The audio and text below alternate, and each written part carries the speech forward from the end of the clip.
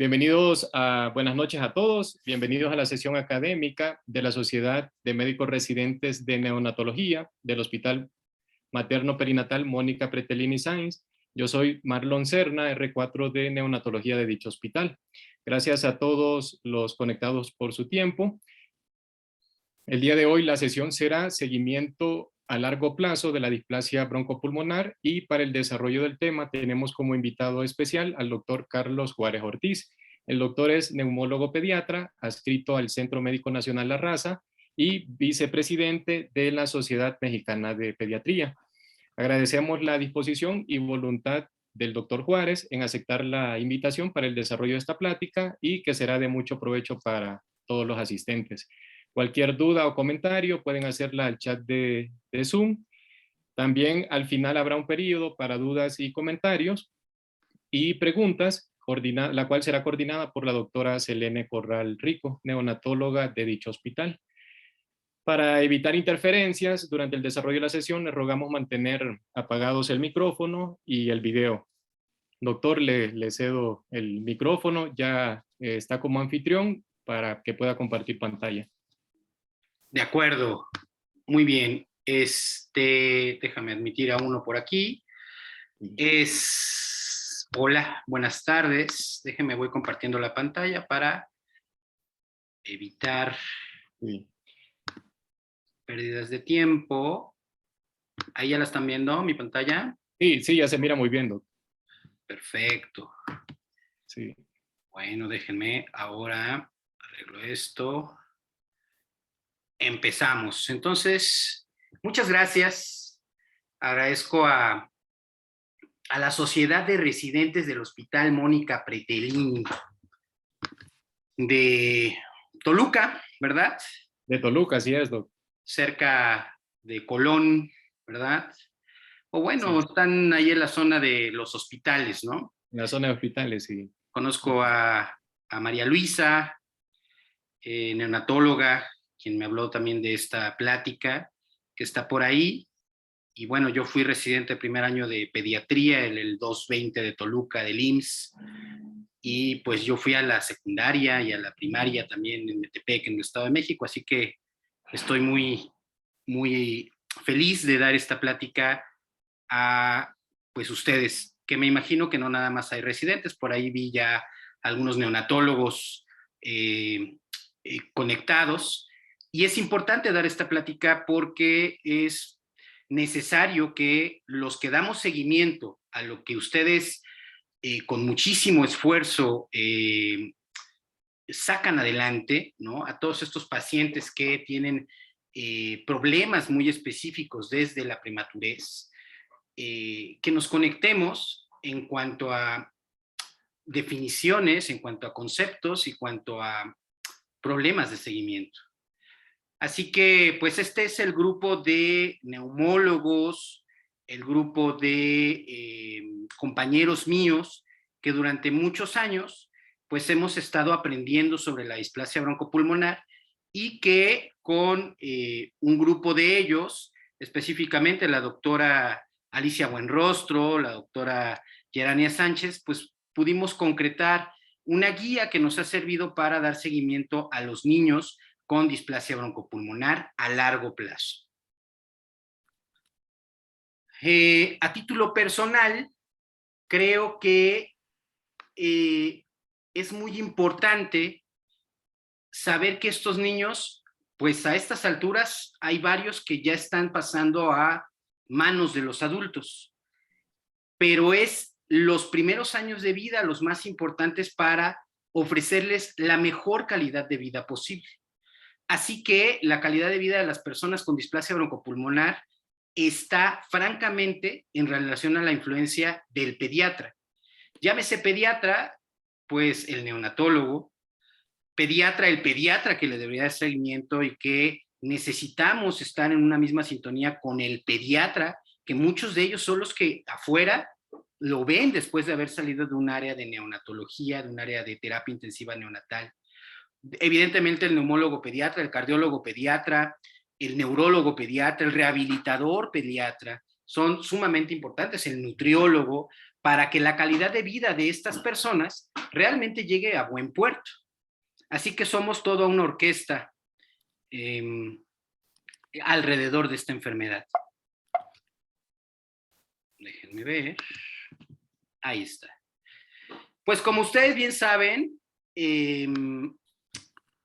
Norway, hace 55 años dio el primer paso sobre la descripción de estos niños, ¿no? Hace 55 años. ¿Qué significa?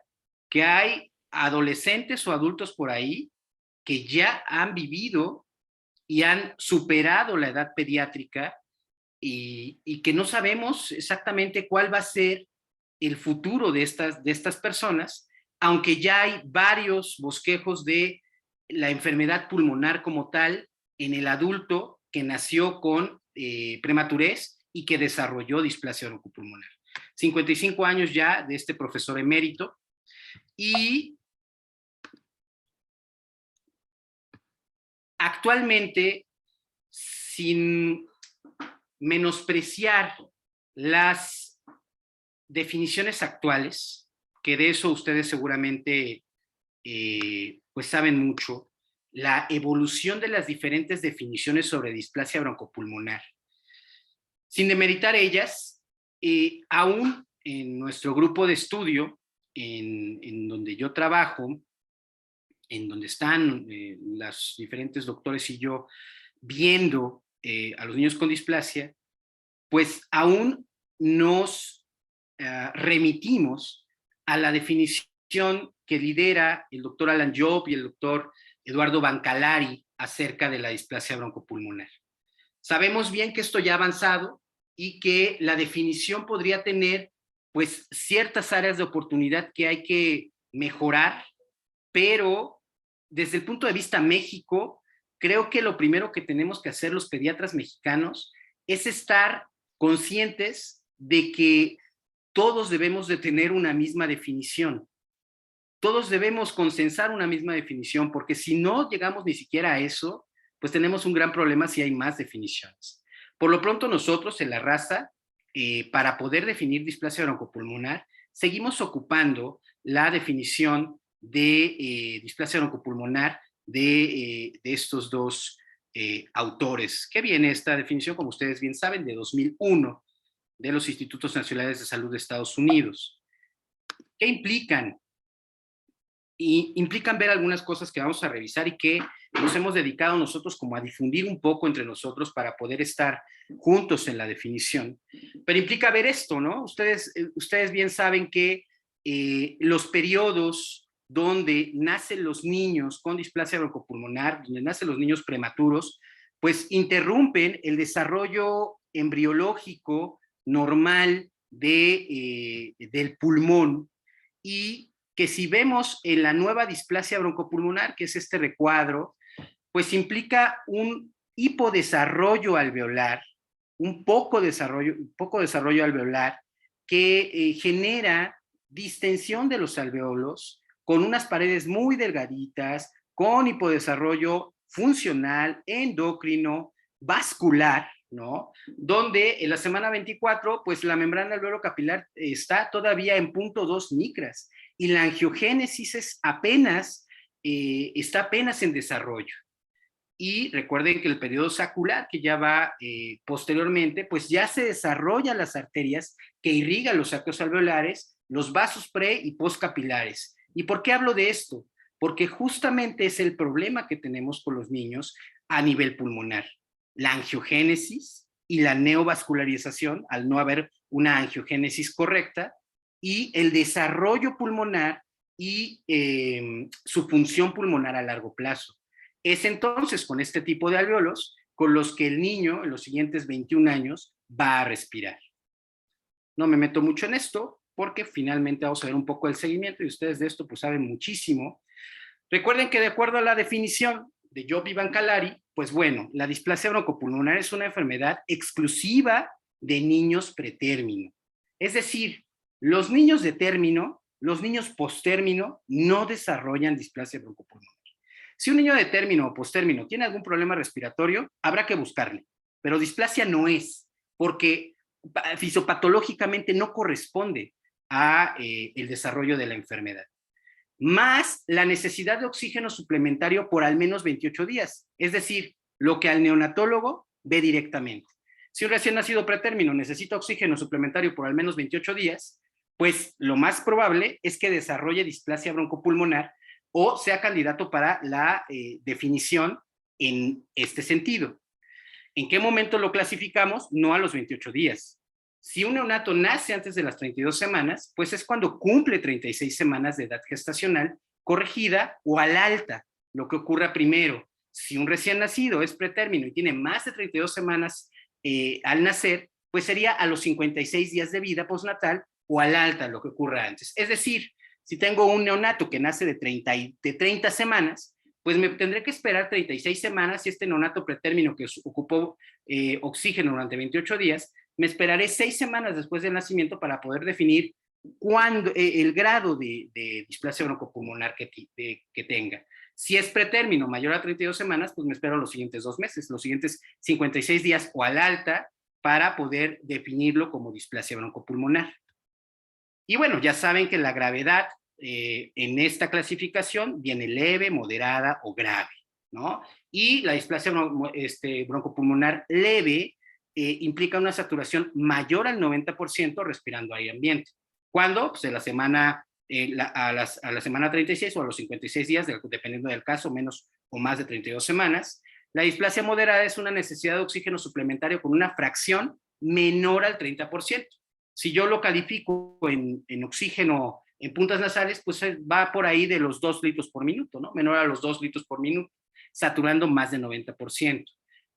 Y si es una displasia broncopulmonar grave, pues es el que en esa semana de la calificación, pues tiene necesidad de oxígeno suplementario con una fracción mayor al 30%, que ocupa CPAP o ventilación a presión positiva. Sabemos que las nuevas definiciones tienen justamente cambios en este sentido. ¿Por qué? Porque el avance tecnológico implica que pues ya no nada más haya CPAP, haya puntas de alto flujo, hay otro tipo de dispositivos de ventilación no invasiva que no incluyeron en 2001 justo porque no existían, ¿no? Y eso da algunas pautas de diferencia en cuanto a la definición e incluso sacan algunos prematuros de la definición de displasia broncopulmonar. Así que esto es importante para lo que venga. Pero tendrán que considerar que en nuestro México no todas las unidades de terapia intensiva neonatal tienen todos los dispositivos diferentes para el tratamiento ventilatorio de los pacientes. No todos los niños prematuros tienen la posibilidad de estar en una terapia intensiva neonatal. No todos los niños mexicanos llegan a ser vistos incluso por un neonatólogo. Tendrán que recordar, o tendremos que recordar nosotros, pues cuando tuvimos nuestro servicio social en localidades alejadas de las grandes ciudades, donde pues o los tratábamos nosotros o los tratábamos nosotros. Es por eso todavía nuestra escepticismo en cómo definir diferente la displasia con respecto a estas nuevas clasificaciones, justo pensando en los niños mexicanos. Vamos a hablar un poquito sobre números. En esta revista de Ginecología y Obstetricia de México, nos marca una incidencia de nacimientos pretérminos en el Instituto Mexicano del Seguro Social entre 2007 y 2012. Y pues hay, por lo menos en este periodo, sabemos que esto no es pues actual, pero tampoco hay mucho actual en cuanto a números, 3.135.755 nacimientos en hospitales de segundo o tercer nivel de atención del IMSS, ¿no? En todo el país.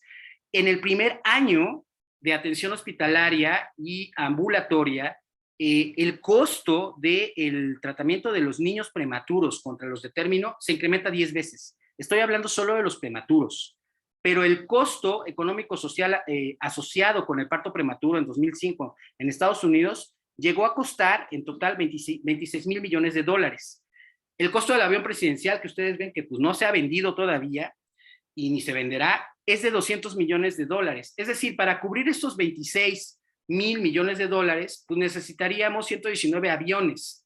Así que el costo de un niño prematuro es sumamente elevado. No hay datos de costos tanto sobre displasia broncopulmonar en México.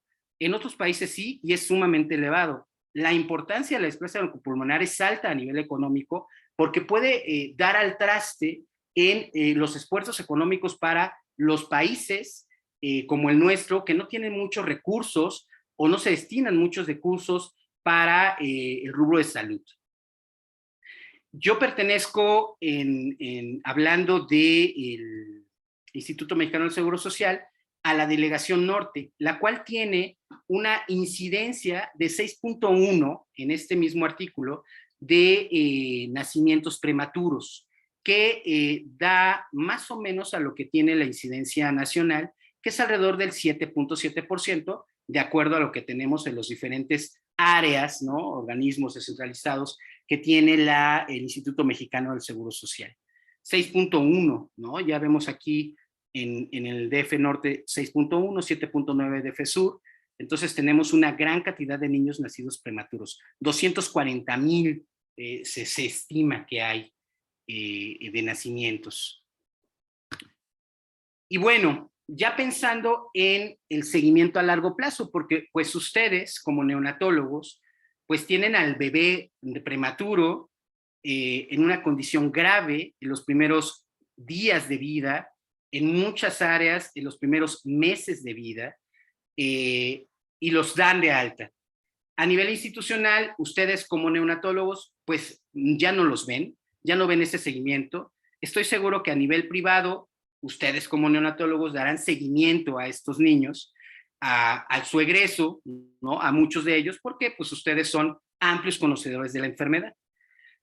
Así que mi primera pregunta es, después del egreso a domicilio, ¿cuándo citamos al niño con displasia broncopulmonar? Y esa es una pregunta que nosotros nos hicimos porque teníamos que hacer como un plan de seguimiento para estos niños y bueno, nos pusimos a buscar en el mundo qué es lo que se hacía.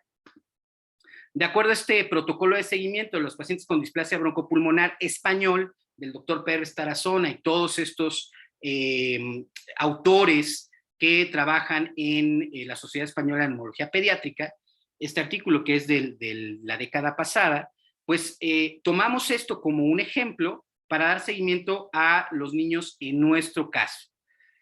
Tratamos, en donde yo trabajo, de ver a los niños lo más rápido posible. Actualmente tenemos la posibilidad, si nos lo mandan de manera inmediata a los neonatólogos, de verlos en los siguientes 20 días hábiles. Es decir, en el mismo mes de que egresó, los estamos tratando de ver por la importancia que tiene la enfermedad para nosotros.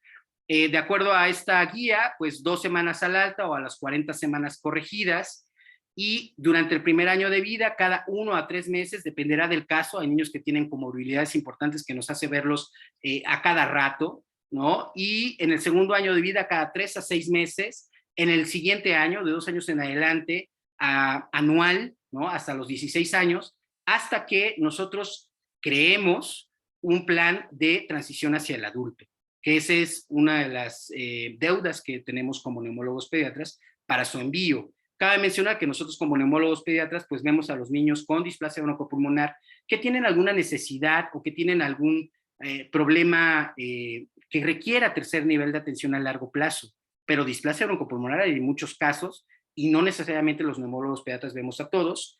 Se repartirá entre los pediatras, el neonatólogo, el neurólogo, el cardiólogo, de acuerdo a los problemas que tenga. Es por eso la importancia de que como pediatras mexicanos tengamos como un plan nacional de seguimiento de estos niños.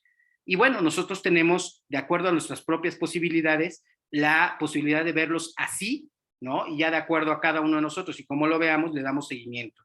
Regularmente los neumólogos vemos al niño de manera muy frecuente hasta que podemos hacer el retiro seguro de oxígeno. Y sí tenemos ya un plan de verlos cada cierto tiempo, no necesariamente cada año, pero sí cada cierto tiempo para hacerles pruebas de función pulmonar.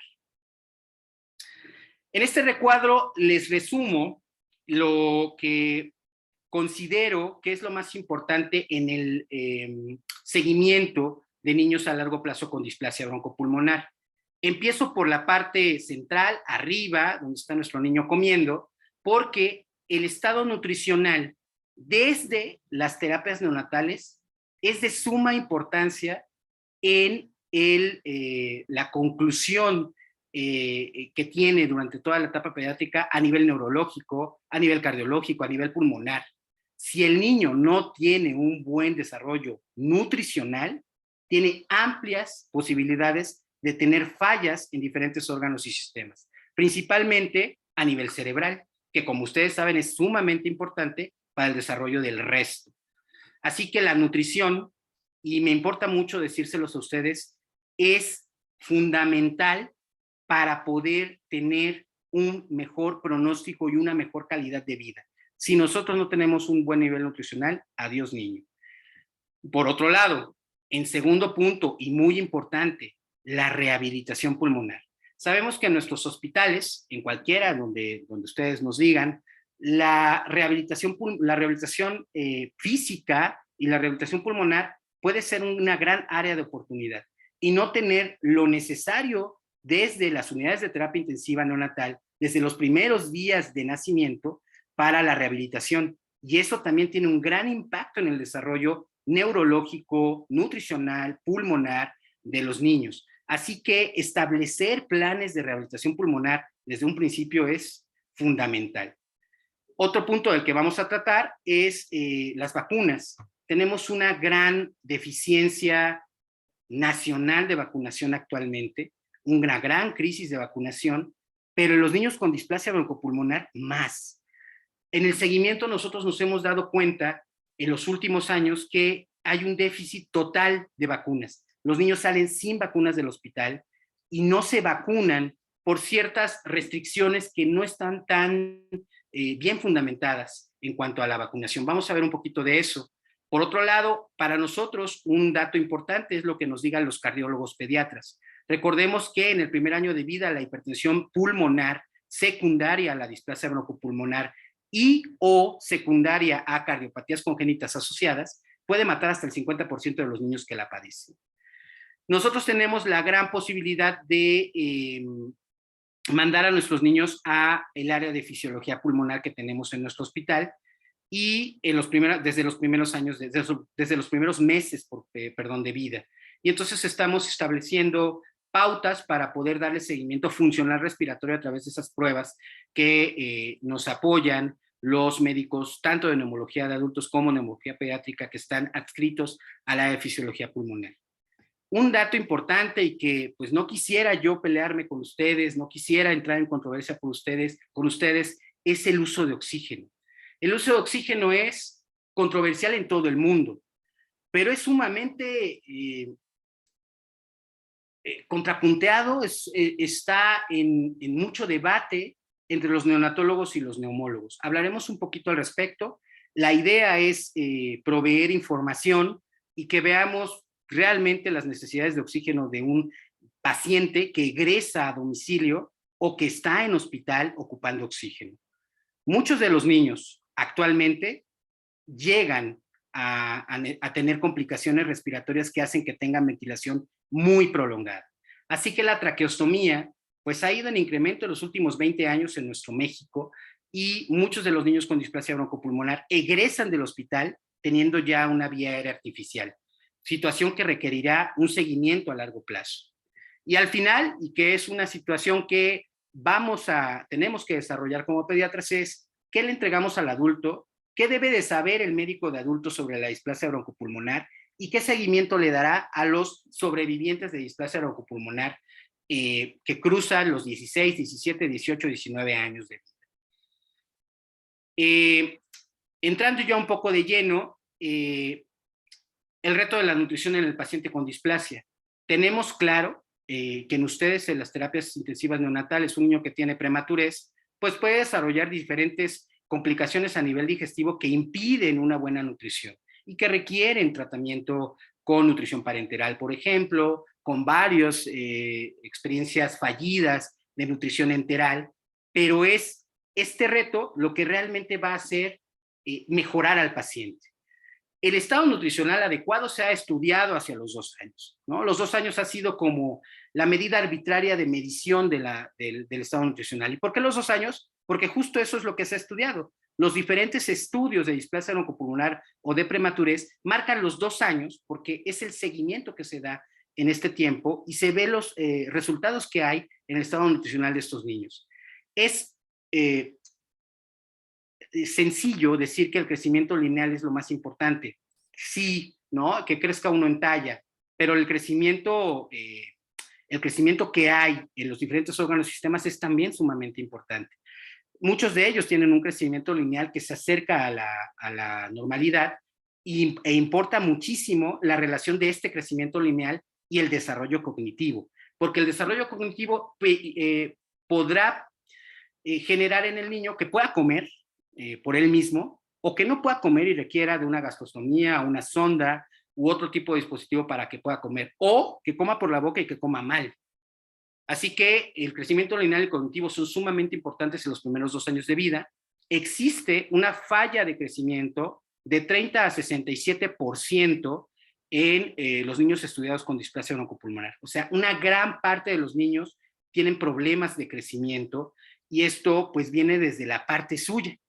Nosotros tenemos que darle muchísimo seguimiento, pero creo que la conexión de la nutrición en el periodo neonatal es fundamental en nuestro seguimiento.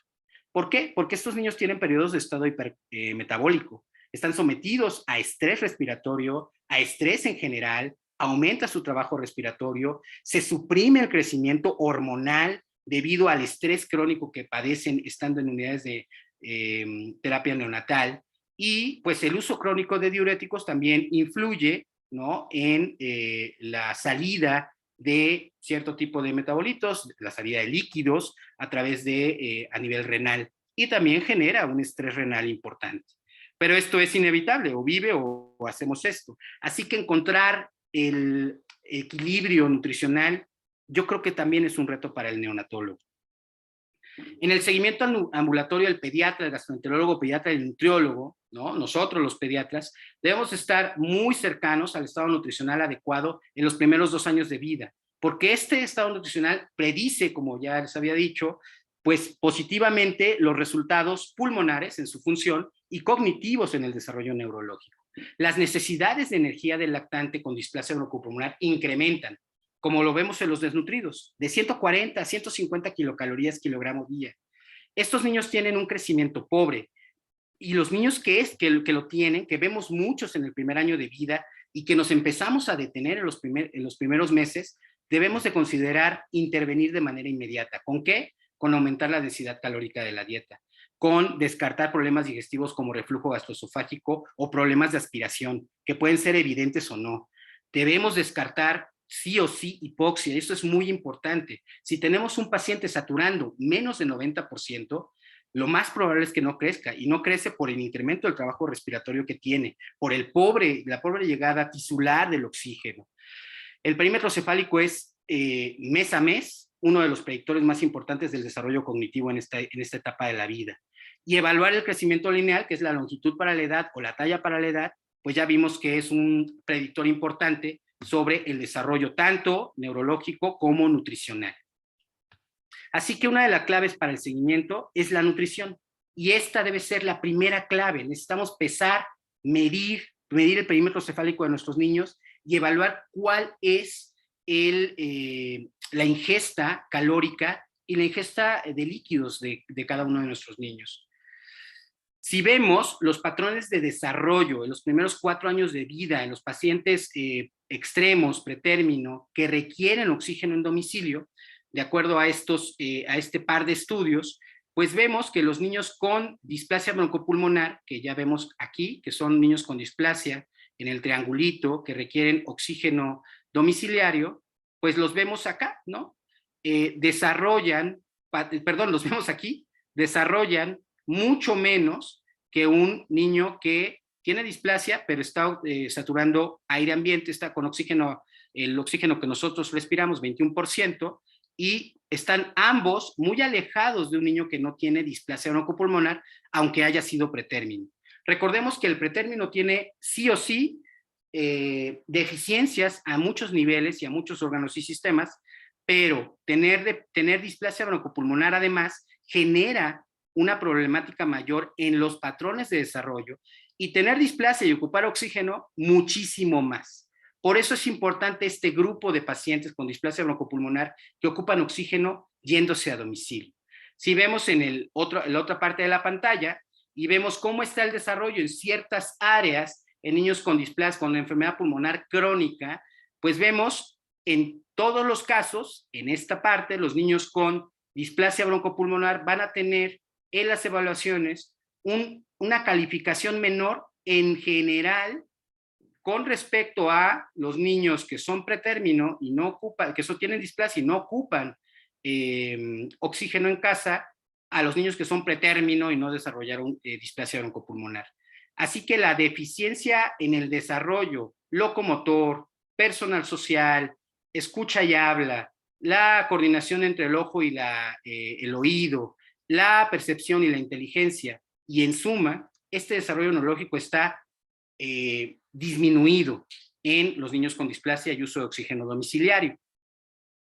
Así que una de las cosas que nos puede ayudar a mejorar esto es la rehabilitación. La rehabilitación, y yo la pienso la rehabilitación desde los hospitales. En nuestro hospital sufrimos mucho con la rehabilitación, pero es también un reto para nosotros que estamos viendo niños de 2, 3, 4 meses de vida, y para ustedes que ven al niño desde que nace, la rehabilitación. Nosotros tratamos ahora, tenemos, gracias a la pandemia, un avance en la rehabilitación pulmonar y un avance en la rehabilitación integral. Mandamos a los niños a todas nuestras citas programadas a un área específica de rehabilitación integral y vemos cambios con respecto a lo que veíamos antes, donde no teníamos muchas armas en cuanto a rehabilitación. En otro orden de ideas, les pregunto, y este es un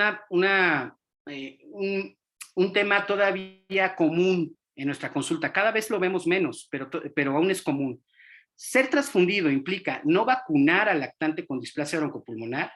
Pues créanme que cuando los pacientes van al centro de salud, a la unidad de medicina familiar, no son vacunados, y la indicación es que si el paciente fue transfundido, debe esperar por lo menos 90 días, 3 meses, para poder obtener sus primeras vacunas, lo cual no tiene ningún sustento científico, ni siquiera está descrito en la norma oficial mexicana para la aplicación de vacunas. Y es, digamos, como un mito urbano, ¿no?, que la transfusión de sangre implica cambios en la vacunación y no se pueden vacunar los niños. Y esto es realmente un error, porque imagínense ustedes un niño que sale totalmente vulnerable, no tiene vacunas, ya está en un área diferente a un área hospitalaria y se tiene que esperar hasta que cumpla, pues de acuerdo al mes en el que haya salido, 4, 5, 6, 7 meses de vida para poder vacunarse. Esto es un gran problema. Y pues tras transfusiones, la única vacuna que debe esperar para su aplicación es la vacuna que contenga virus vivos atenuados. ¿Y qué creen? Esto lo tenemos hasta el primer año de vida. Así que el resto de las vacunas serían fáciles de vacunar si no hubiera este mito de que la transfusión lo afecta. Y esto está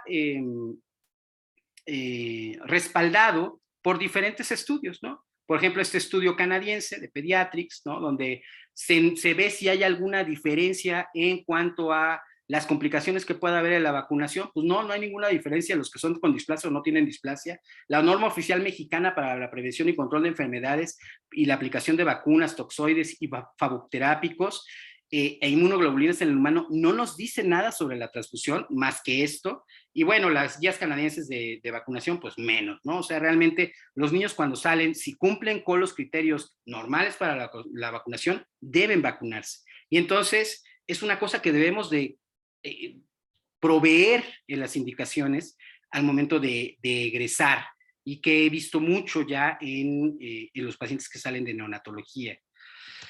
Una de las cosas que afecta mucho la función pulmonar a largo plazo es que los niños con displasia broncopulmonar se hospitalicen por infecciones asociadas a virus sincicial respiratorio. Es decir, que los agarre el virus sincicial respiratorio los primeros 2 años de vida puede ser incluso catastrófico para el pulmón.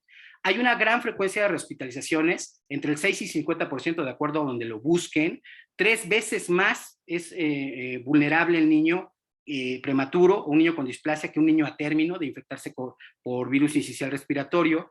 Las rehospitalizaciones son 70 contra 58% en pacientes que tienen oxígeno domiciliario. Regresamos al que se va con oxígeno. Esos son los que tienen más vulnerabilidad.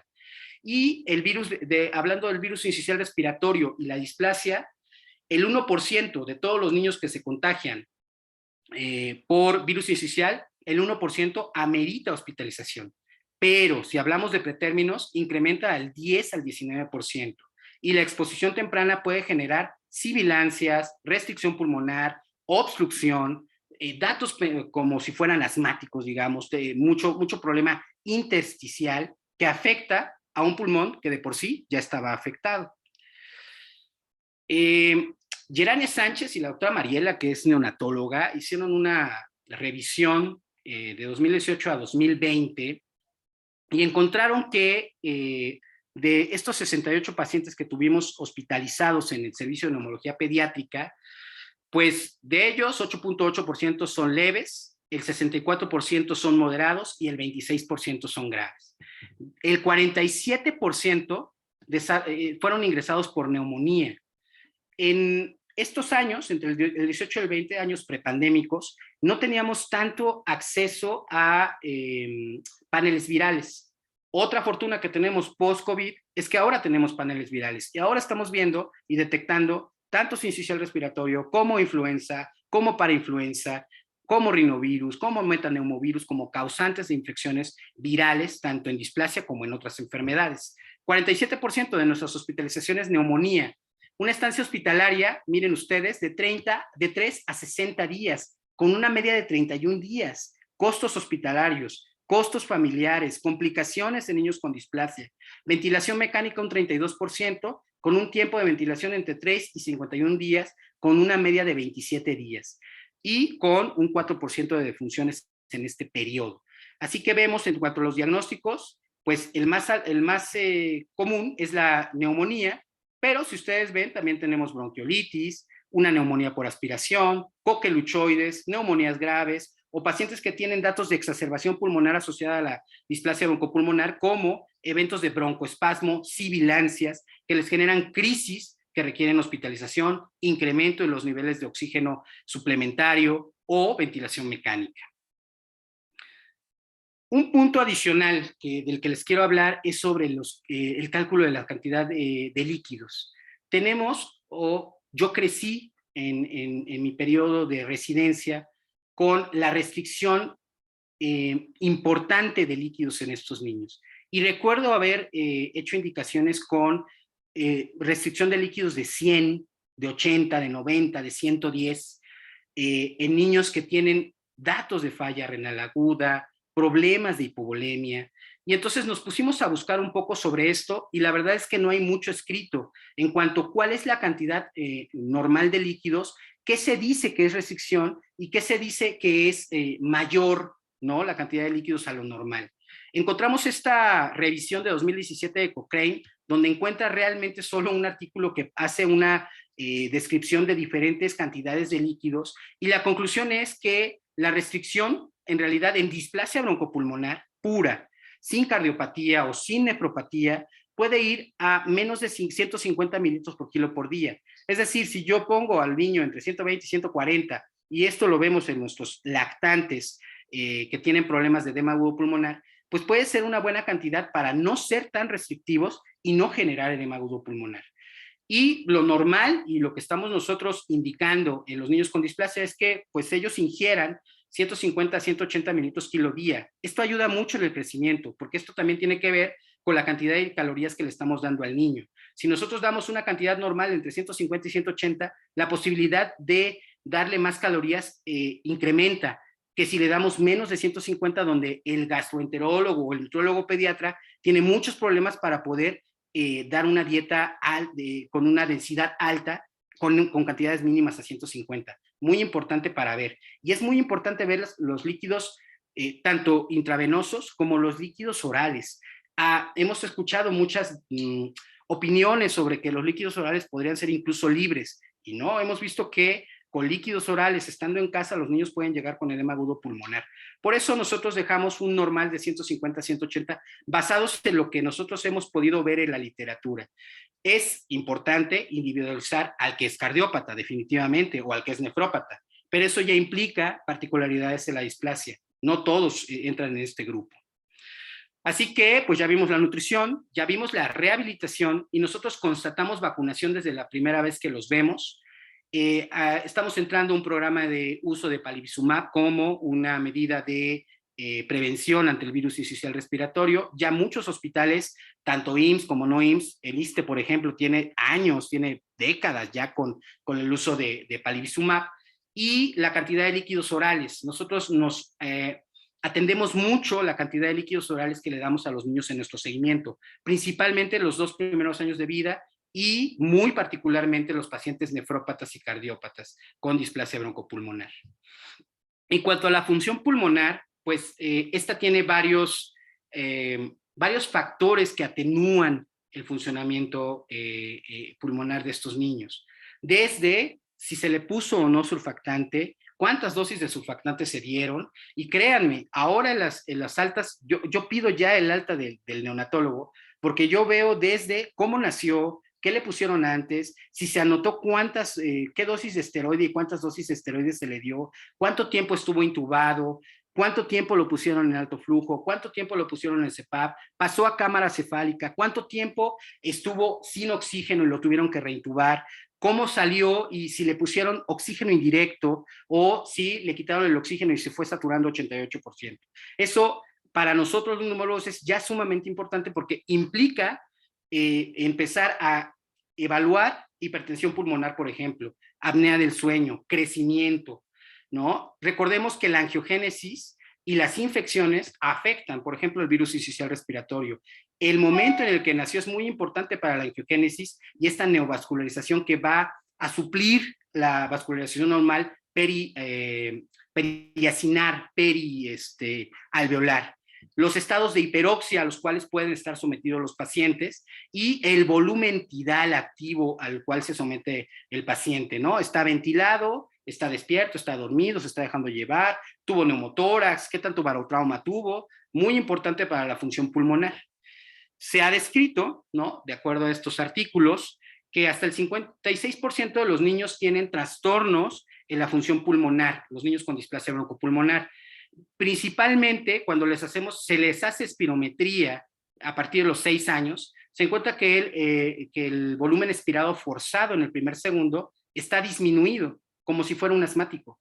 Incluso el 27% de niños con displasia broncopulmonar responden como un asmático, sin tener asma.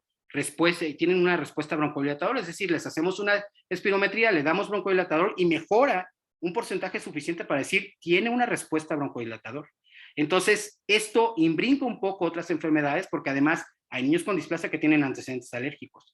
¿Es asma o es displasia? Pues a lo mejor son las dos. Lo que es un hecho es que la displasia sí genera cambios también en la vía aérea central, en el músculo, en los músculos bronquiales, ¿no? Generando estos cambios a nivel funcional.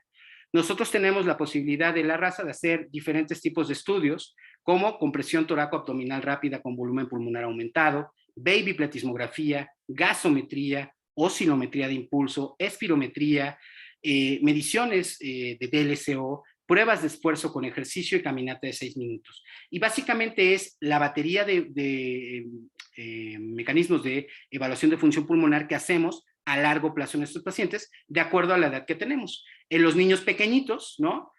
Pues básicamente estamos con la baby pletismografía que la doctora Karina, neumóloga pediatra, pues está realizando, y bueno, el grupo de fisiología pulmonar de la raza. Pero nos apoyamos en la gasometría, cuando tienen 4 años oscilometría de impulso, damos seguimiento espirométrico, los que requieren hacemos el resto de los estudios de acuerdo a las condiciones que tienen.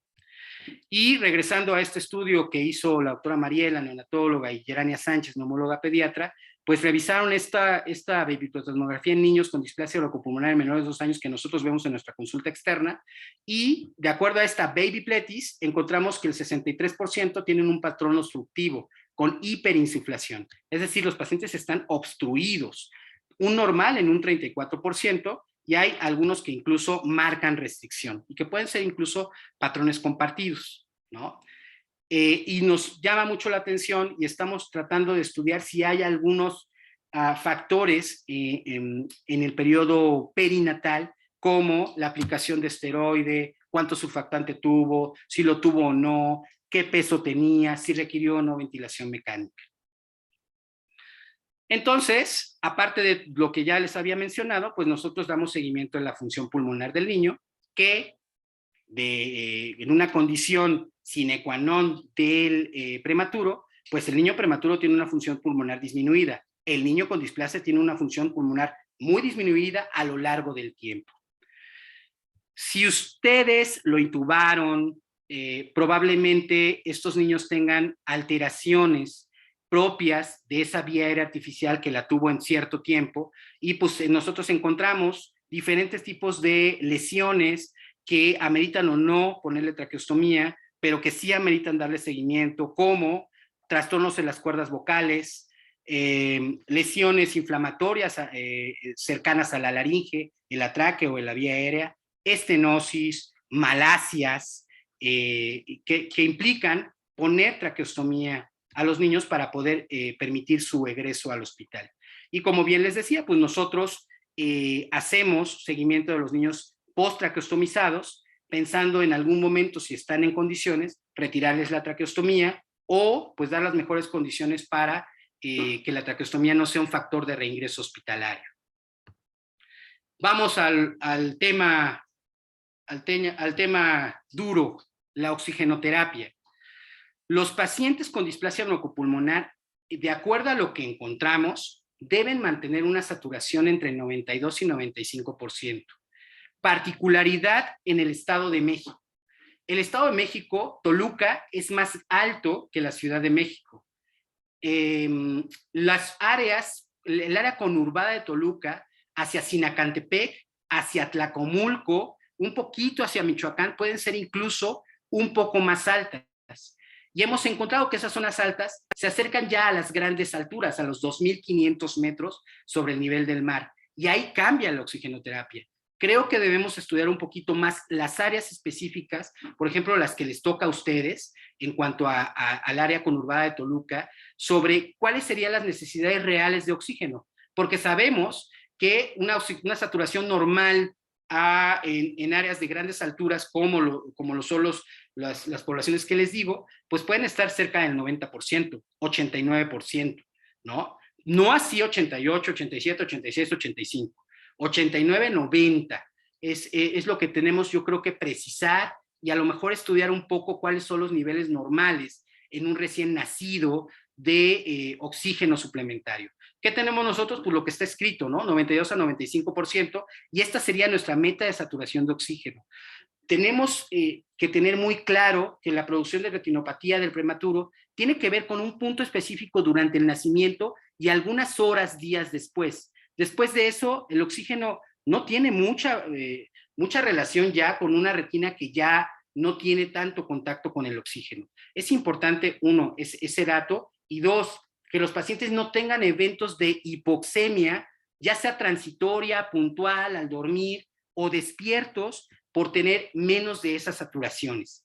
Muy importante, y yo creo que es un trabajo también para ustedes que están en el área, ver las saturaciones normales. Eso sí, 85, 82, 80, 87 no son realmente saturaciones meta, pensando en la displasia broncopulmonar. Importante, hay diferentes maneras de dar oxígeno. Pues el oxígeno lo podemos dar pues en puntas nasales, que es lo que nosotros regularmente damos, en una tienda para traqueostomía, porque pues algunos de ellos tienen vía aérea artificial, ¿no? Estas tienditas bonitas, ¿no? Que nos pueden aportar de acuerdo a las necesidades hacia la traqueostomía, niveles muy objetivos de entrada de oxígeno. ¿Qué pasa con el oxígeno indirecto? No me quiero pelear con ustedes, de verdad, pero he visto que muchos salen con oxígeno indirecto. Pero sí, y lo hemos visto, llegan con nosotros a la consulta y traen el oxígeno indirecto. Pero el oxígeno indirecto, por la mezcla de oxígeno ambiental, pues se va en pocos centímetros al ambiente. La cantidad de oxígeno que llega podría estar directamente relacionada al flujo. Pero si un niño tiene oxígeno indirecto y está cerca de su nariz, posiblemente le llegue más.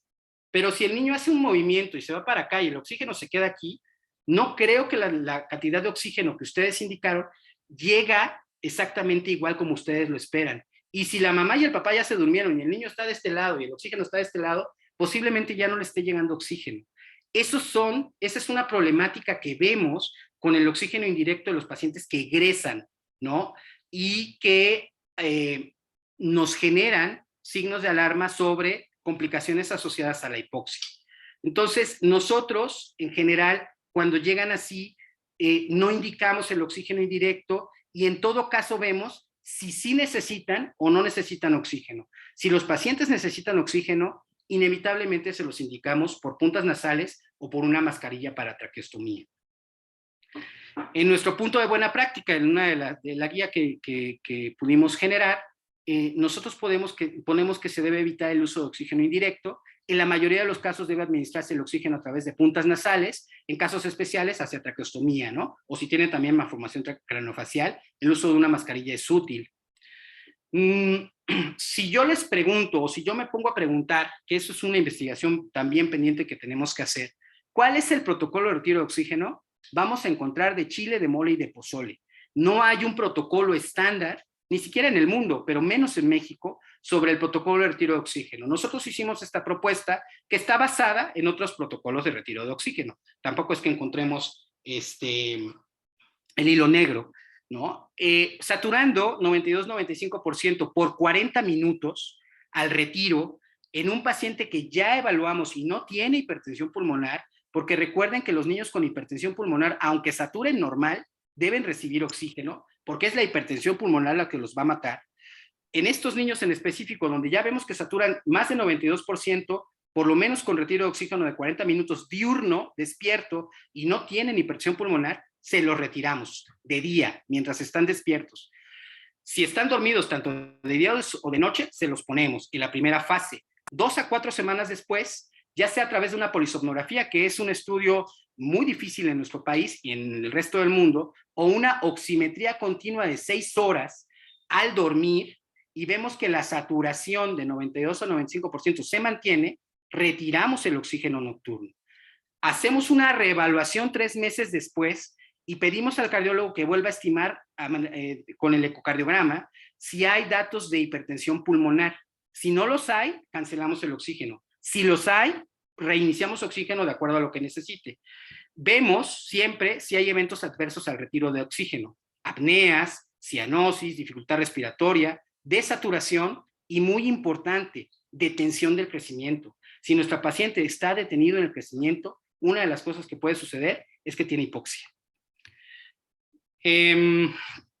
Bueno, pues ya tenemos las claves del seguimiento hasta aquí, y también es necesario, como ya vimos hace un poquito, sospechar lesiones laringotraqueobronquiales que pueden afectar incluso la oxigenación en citas donde la clínica no vaya bien.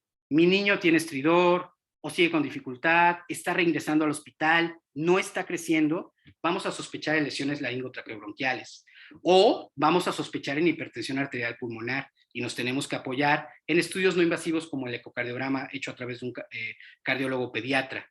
Es muy importante para nosotros el oxígeno, dado de manera objetiva en todas nuestras citas hasta documentar su retiro exitoso. Regularmente nosotros paramos nuestras evaluaciones frecuentes cuando podemos retirar el oxígeno y hacemos una cita un poco menos frecuente para poder ver cómo va.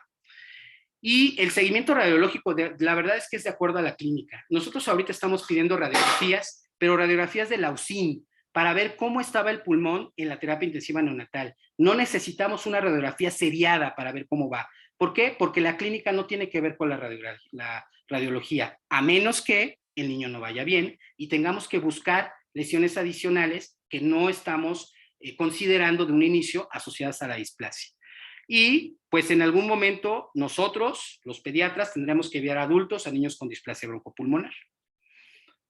Bueno, sepa Dios cómo voy en tiempo, pero pues los invitamos a leer esta guía de tratamiento y seguimiento de niños de 2 meses a 18 años con displasia broncopulmonar, que fue hecha por las doctoras Alicia Buenrostro Gaitán, la doctora Yanara Sánchez Miranda, y que ha sido un esfuerzo de 2019 y que pues tendremos que darle seguimiento para actualizarla y que pues por lo menos a nosotros nos ha sido de mucha utilidad y espero que a ustedes también.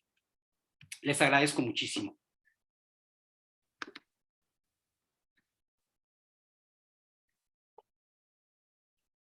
Bueno, muchas gracias, doctor, por su participación y por todos los datos importantes que nos hizo recordar y algunas cosas que muchas veces se nos olvidan, y que pues son importantes tanto para el seguimiento y para tener en cuenta en el alta de todos nuestros bebés que pues la gran mayoría cursan con esta patología.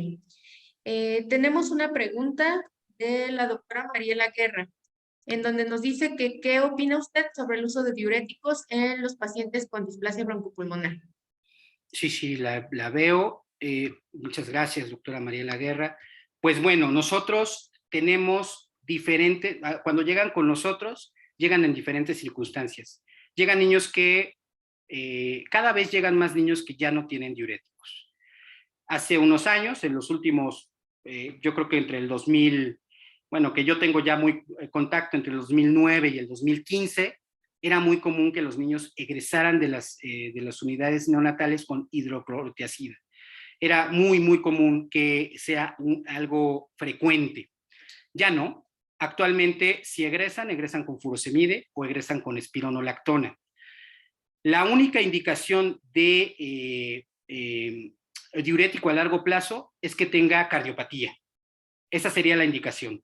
Una indicación cardiológica, no por el pulmón. Por el pulmón, lo que tenemos que hacer es controlar la cantidad de líquidos y cada paciente nos tolerará diferentes dentro de nuestra normal de 150 a 180 mililitros. Hay incluso niños que llegan con 220, 250, 300 mililitros por kilogramo de peso.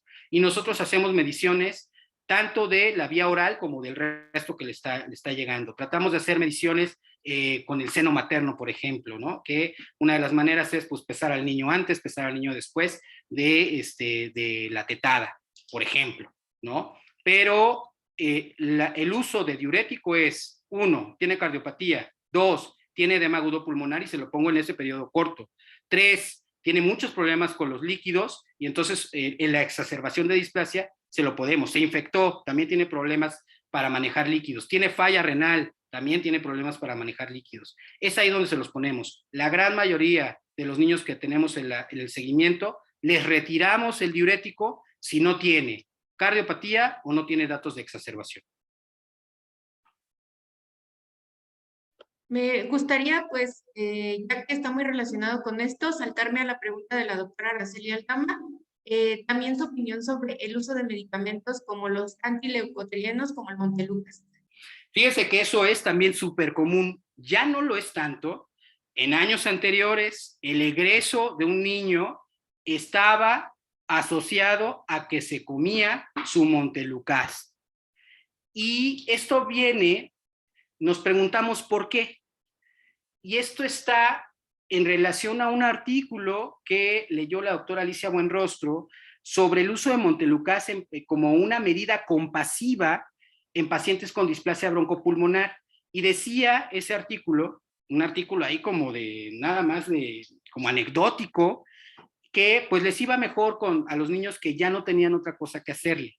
Pero en realidad no tiene ningún sustento científico dentro de la fisiopatología de la displasia broncopulmonar el uso de Montelukast, ¿no? En nuestro caso Montelukast, que es lo que tenemos en México, para la displasia broncopulmonar. No la usamos, pero también ya los neonatólogos no la usan. Bueno, el doctor Brian Apolo le dice muchas gracias por su excelente ponencia y saludos desde Ecuador. Alejandra Gómez pregunta ¿en qué momento el tratamiento con aerosoles que sean corticoides y broncodilatadores están indicados en estos pacientes? Perdón, otra vez se me fue, es que estaba, aquí está. ¿En qué momento el tratamiento con aerosoles está indicado tanto con corticoides o broncodilatador? Bien, ya, es que estaba leyendo otra. El uso de inhaladores. La realidad es que no se sabe, no hay estudios. Es de corazonada, es intuitivo. Creemos que la enfermedad implica un proceso inflamatorio importante que puede verse beneficiado por el esteroide inhalado, en el caso crónico, pero no hay estudios que lo respalden tanto. Gerania Sánchez nos acaba de compartir hace unos meses un estudio chileno que lo respalda, el uso de esteroide inhalado a largo plazo. No está normado, no hay nada que nos diga, vamos a ponerle fluticasona a tal dosis en niños que tengan tantas semanas, a tanto tiempo. No existe. No existe en el mundo. Es un vacío. Estamos tratando de ver cómo nos va con los niños que le hacemos babypletismografía y les ponemos esteroide y le hacemos otra babypletismografía. Pero la verdad es que esto está todavía en un periodo muy en pañales, donde no podemos dar una recomendación como tal. Lo que hacemos y nuestros puntos en los cuales sugerimos el uso de esteroide inhalado es en aquellos pacientes que tienen eventos respiratorios recurrentes, sibilancias recurrentes, hospitalizaciones recurrentes, que pues podrían verse beneficiados por esto, pero por una sugerencia de expertos. No hay algo con un grado de evidencia A, B, C que nos diga si hay que usarlo. Eso por el lado de los esteroides. En el lado del broncodilatador es la misma cosa. Pacientes que tienen neumonía, bronquiolitis, exacerbación pulmonar, sibilancias, pues ocupamos el broncodilatador de corta acción, tanto el salbutamol como el bromuro hipratropio, con la finalidad de mejorar el proceso agudo, pero no más allá de 5 o 7 días y no como uso crónico, en ningún momento como uso crónico. Tenemos en nuestra consulta pacientes que usan esteroide y pacientes que dejamos el esteroide de un lado si tienen una displasia broncopulmonar leve o una moderada, que ya está incluso con oxígeno y no tiene síntomas respiratorios. Gracias, doctor. La doctora Eliana Padilla pregunta, ¿en qué edad se tendría que realizar el tamizaje para hipertensión pulmonar y en qué periodo de tiempo se tendría que realizar un ecocardiograma posterior al alta? En el ideal, todos los niños que desarrollan displasia broncopulmonar deben de tener por lo menos una evaluación cardiológica en cualquier momento de su vida. Lo que hemos estudiado pues, son investigaciones de primer mundo, donde los niños que están en las terapias neonatales, sí o sí los ve el cardiólogo pediatra. Eso no sucede con nosotros. Ir a un cardiólogo pediatra, a un lugar, una terapia intensiva neonatal, llevando su equipo, es a veces inimaginable. Entonces, lo que nosotros estamos haciendo, dada nuestra realidad, es en los niños que tienen displasia, pedimos que a todos nuestros niños de la consulta los vea el cardiólogo. Así que mandamos electrocardiograma, mandamos radiografía, pedimos una estimación ecocardiográfica de la presión pulmonar. Evidentemente el cardiólogo al hacer ecocardiograma pues nos dice si hay alguna cardiopatía, qué tipo de cardiopatía, qué es lo que le va a hacer y si hay algún dato indirecto para pensar en hipertensión pulmonar. Así que lo hacemos en nuestras consultas, en todas nuestras consultas, como un mecanismo de cribado, y en los niños específicos que tienen oxígeno, lo hacemos justo al momento en que vamos a retirar el oxígeno. Cuando ya decidimos retirar el oxígeno, hacemos ecocardiograma para saber cómo está en ese basal del retiro de oxígeno y posterior a 3 meses hacemos un nuevo ecocardiograma. A veces, por la cantidad de pacientes, ya no hacemos ese siguiente, pero lo citamos para ver cómo va creciendo, si tuvo eventos de hipoxia, hacemos bitácoras de saturación con los papás. Bueno, Esmeralda Salazar lo felicita por su excelente presentación y pues que es muy importante hacer hincapié en el uso adecuado de la oxigenoterapia domiciliaria. Ahorita que lo mencionó sobre la bitácora de la saturación en casa, ¿usted tiene alguna recomendación a los papás sobre el uso del sensor de oxígeno, el registro que deben de tener o cómo es la bitácora que les debe de presentar en la consulta? Sí, bueno, con el advenimiento del COVID-19, el oxímetro es como el termómetro ya. Todos tienen un oxímetro en su casa, así que eso ha ayudado. ¿Qué les decimos? Pues con el oxímetro que tengan. hay familiares, hay papás que compran oxímetros neonatales, que compran monitores, y hay papás que compran un oxímetro muy sencillito. Cualquiera de ellos nos ayuda. Los papás son muy cooperadores, hacen bitácoras. Las bitácoras las pedimos de la siguiente manera. Les enseñamos a usar el oxímetro si es que traen su oxímetro, o ellos miran y les enseñamos cómo hacer las saturaciones de oxígeno. Les pedimos que hagan una evaluación despierto, una evaluación comiendo y una evaluación dormidos, ¿no? La primera que nos interesa es cómo están despiertos saturando, porque eso nos da una pauta para poder hacer el retiro diurno del oxígeno. Y después, pues ya con los papás que tienen mucha más cooperación, pues vemos si pueden hacer mediciones de oxígeno ya estando dormidos, mantener el oxímetro por lo menos unas 6 horas durante su periodo de sueño y que nos mande la bitácora. Estaba dormido, saturó y tuvo esta frecuencia cardíaca. Nosotros también consideramos la frecuencia cardíaca porque, aunque esté saturando bien, pero tiene una frecuencia cardíaca alta, pues posiblemente sea el oxígeno lo que le haga falta. Y entonces nos llevan esas saturaciones. Las pedimos pues en el lapso de un mes, en el lapso de 2 meses, de acuerdo a cómo los vamos viendo en la consulta. Gracias, doctor. Una pregunta adicional. En las instituciones que no cuentan con la administración de anticuerpos monoclonales, ¿qué opción tienen los niños con displasia broncopulmonar? No enfermarse. Esa es su única opción. En lo que yo conozco, el ISSSTE tiene, desde el 2004, 2005, el Instituto Mexicano del Seguro Social ya tiene, ya está poniendo en diferentes unidades, el gobierno de la Ciudad de México está poniendo, hay más ya acceso al palivizumab. La opción que tienen los niños es que se enfermen lo menos posible, el menor contacto con personas enfermas o el menor contacto con su núcleo familiar y el no ir a la guardería, porque esos son los principales factores para que puedan infectarse. Y mucho cuidado en la temporada invernal. No hay otra opción, ¿no? Es eso, ponerle palivizumab. En relación a la aplicación de este medicamento, ¿se lo podemos aplicar incluso antes del alta hospitalaria?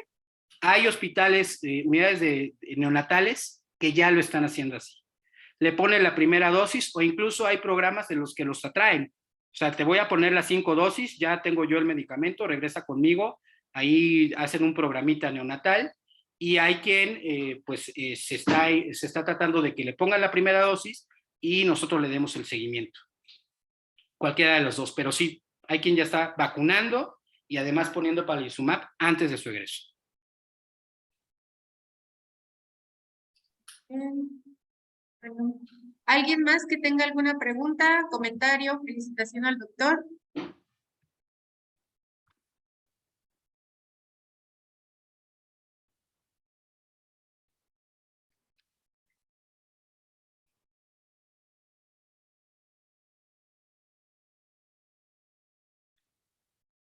Saludos a María Luisa, por ahí la vi.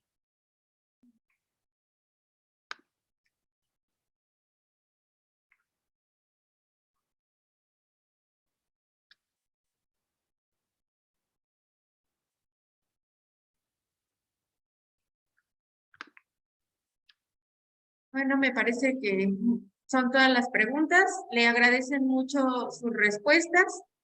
Lo felicitan por su ponencia y también le mandan saludos desde el Puerto Jarocho.